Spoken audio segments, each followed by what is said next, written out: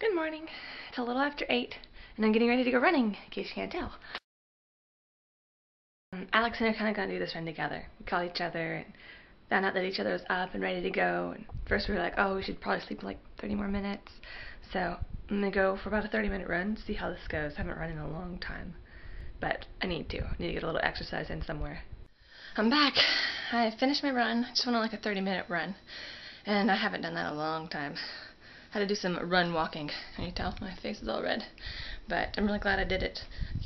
My legs are happy with me for getting them out and stretching.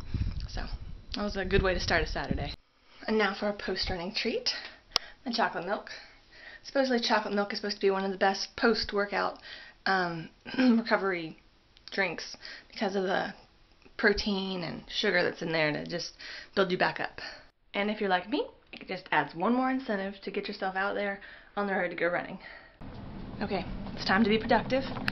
Let's have some laundry to do, some cleaning to do, all sorts of things I need to catch up on. So I'll have to get to work. Doing laundry. The bathroom has officially been cleaned. Check it out.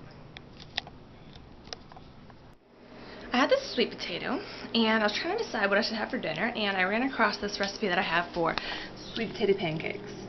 So, what a better thing to do with sweet potato. But I hate chopping sweet potatoes because it's just so rough on my hands. So what I've started doing is baking my sweet potato. But now I thought about that I needed to do this again after I peeled the sweet potato. So now I'm kind of trying to figure out, can you bake a naked potato? Will it bake? That was a bad spot on the potato. Don't mind that. So, we're going to find out today if you can bake a naked potato. I think the baked potato would have worked, but I took it out too early. And then I chopped it and was like, wait a second, this is still a little crunchy. And that's not what you want in sweet potato pancakes. So, anyway, had a whole ordeal where I eventually ended up just mashing and then sticking it into a blender, which ended up with way more dishes than I ever needed. But that's okay. Now I have my mashed sweet potato, a cup and a quarter, so I'm ready to make my stuff, except I just realized that when I put my flour into my canister here, I didn't mark down whether it was self-rising or all-purpose. So I'm pretty sure it was self-rising, and you can actually kind of use those interchangeably in recipes that you just have to know whether you should add the baking powder and salt or not. But now I kind of have to try and figure that out. Hopefully I can solve this somehow. Well, between my mother's resourcefulness and the powers of the internet, figured out that you can tell when you have self-rising flour because it'll feel a little more gritty than regular flour, and it'll also taste slightly salty. So I'm going to just bank on the fact that I have all-purpose flour, which I kind of think I might. So I've got my flour measured out, and now I'm going to combine my 2 eggs, all beaten, melted butter, 1/4 cup, and my mashed sweet potatoes, which, check this out. This is a handy-dandy Pampered Chef measurer, and it just oozes everything out because it all slides together. Isn't that nifty? Okay, so now I'm going to measure out some milk, about, 1½ cups, mix it all together, and add it in with my flour, and bake these guys up. Now I added my wet mixture to my dry flour and nutmeg mixture, and now it's all mixed up. I only mixed it just enough to where it incorporates all of the dry and the wet stuff, and hopefully that way it'll keep them a little fluffy. I think that's what it's for.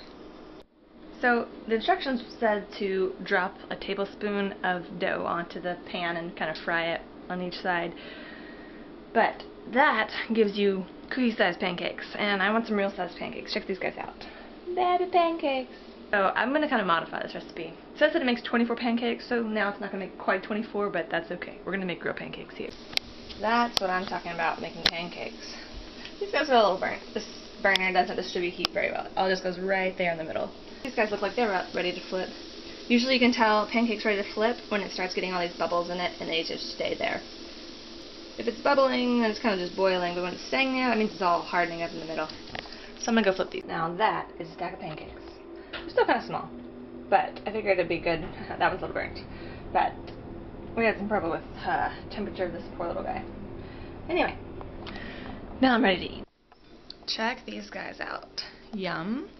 All moist and fluffy. Apparently it was self-rising flour, and that's nice. But anyway, I'm just sitting down to enjoy them now.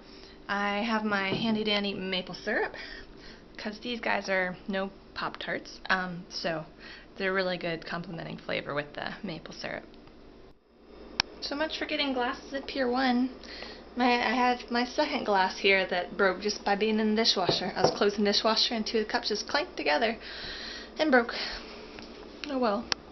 These are cool cups too. They have a little chalkboard on them so you can actually like write your names on them when you have friends coming over, and it's cute.